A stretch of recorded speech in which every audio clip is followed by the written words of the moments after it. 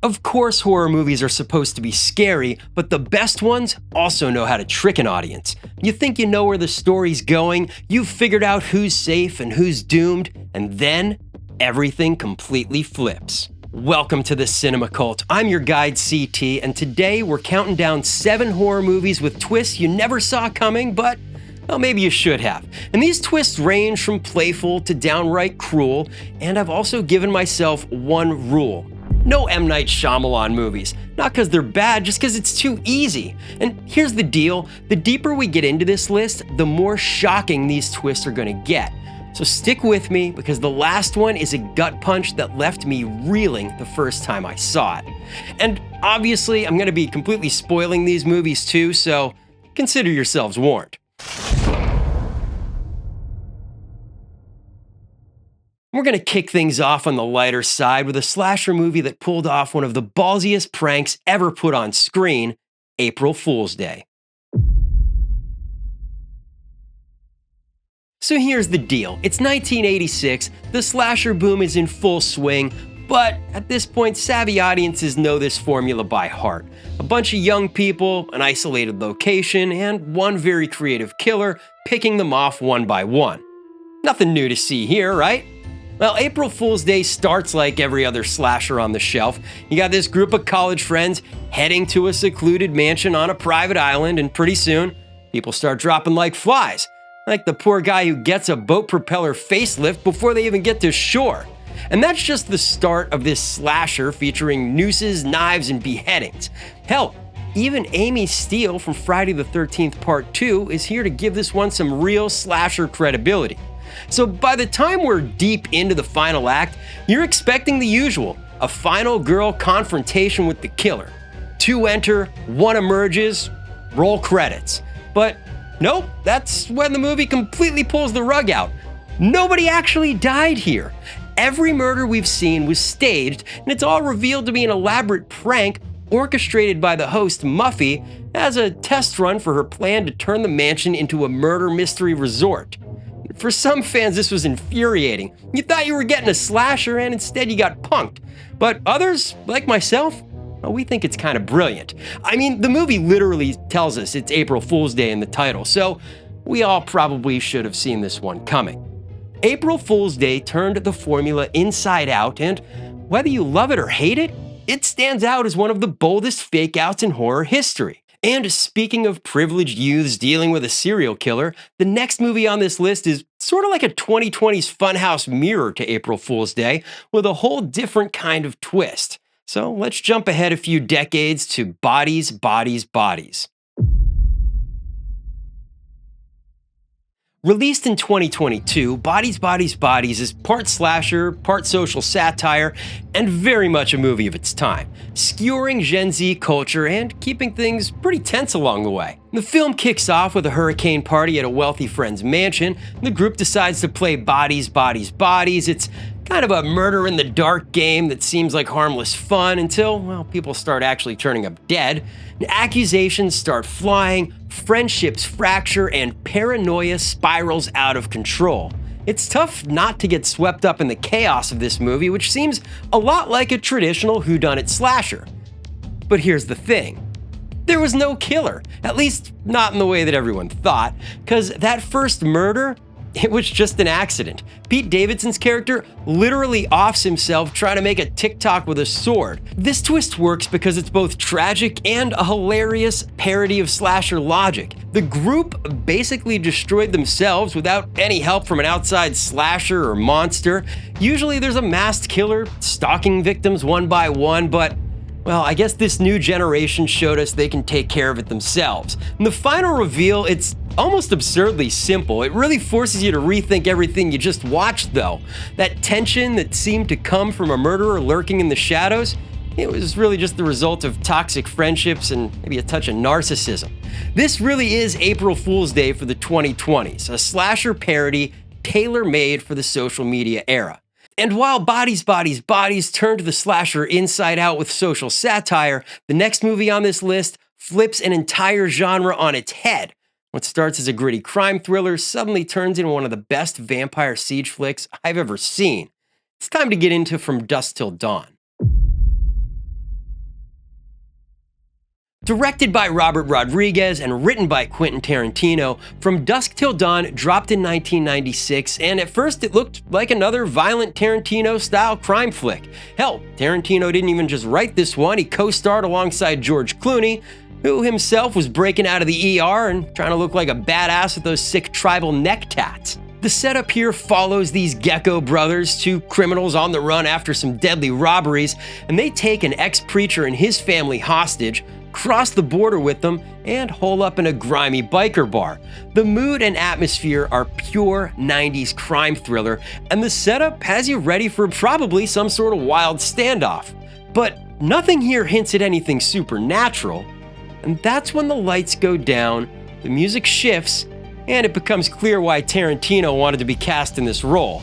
But Selma Hayek isn't just any dancer, she's Santanico Pandemonium. And after the expected gunplay, she can't help herself at the sight of blood. All of a sudden, she's got the face of a demon and a set of fangs looking for a neck to bite. Out of nowhere, the movie reveals its true hand. This is a vampire bar. These Gecko brothers have gone from hostage takers to hostages themselves. They're trapped in a siege of fangs, claws, and exploding bodies.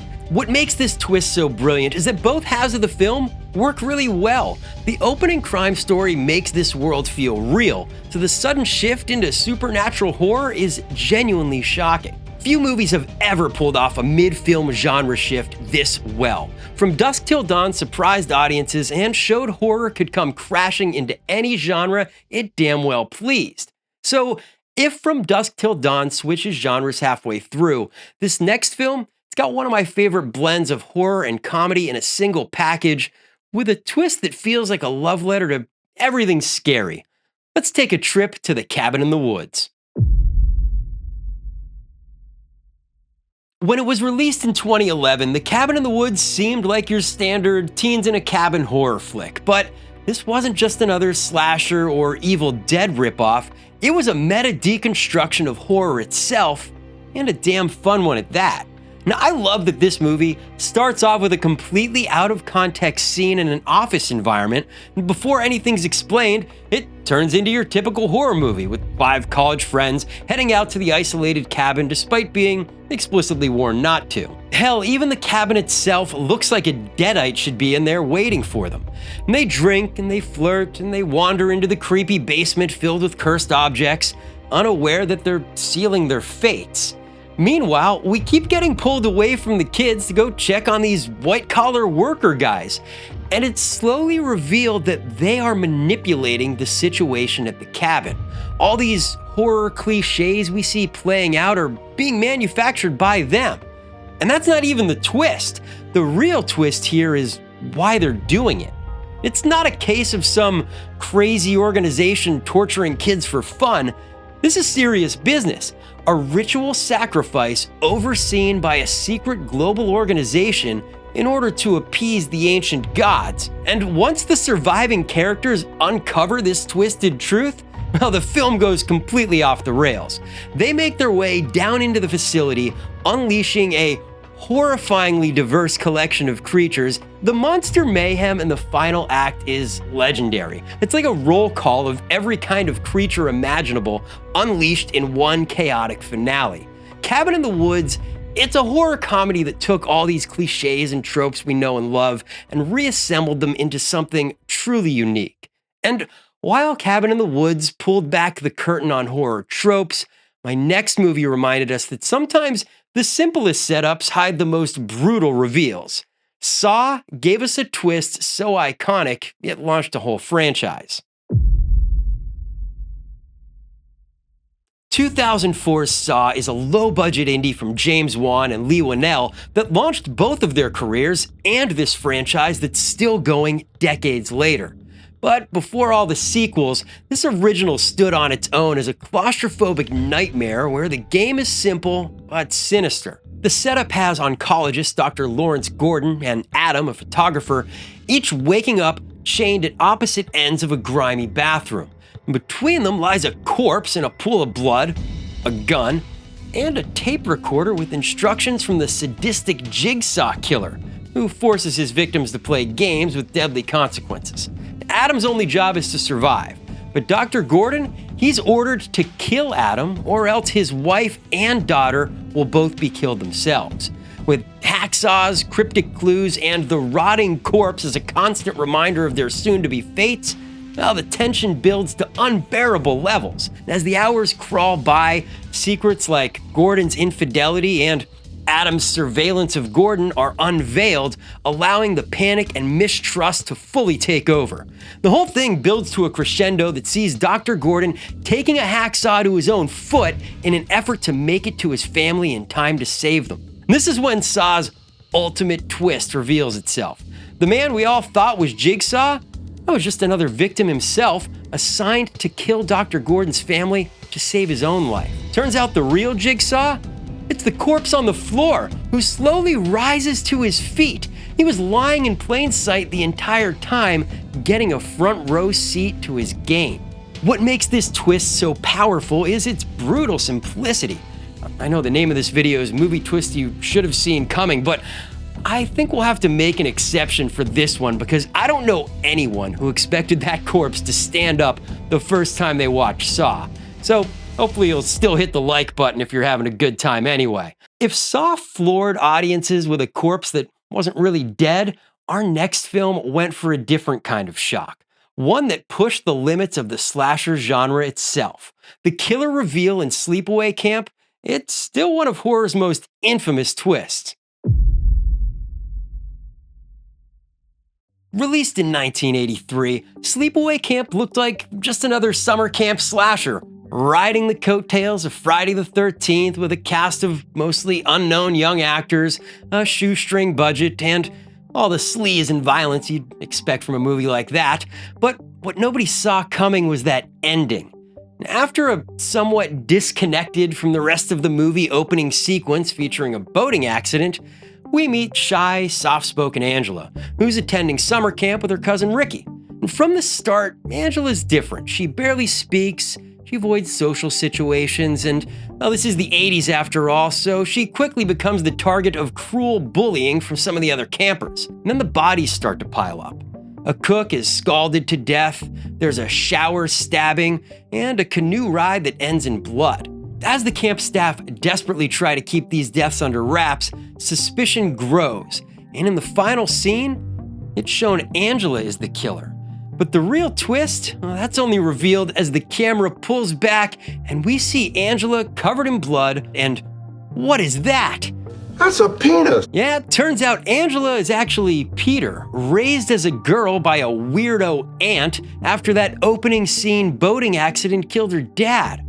Love it or hate it, this twist is unforgettable because it's so out of left field. The film uses Angela's silence and awkwardness to build sympathy and make the audience think, oh, she couldn't be the killer, right? Only to pull that rug out in the most shocking and exploitative way possible. It's an ending that shocked audiences at the time and continues to shock newcomers to the film to this day. And while Sleepaway Camp left audiences shocked and disturbed, our final movie delivered something even more devastating. It's not always about who the killer is, sometimes it's about the cruel timing of fate itself.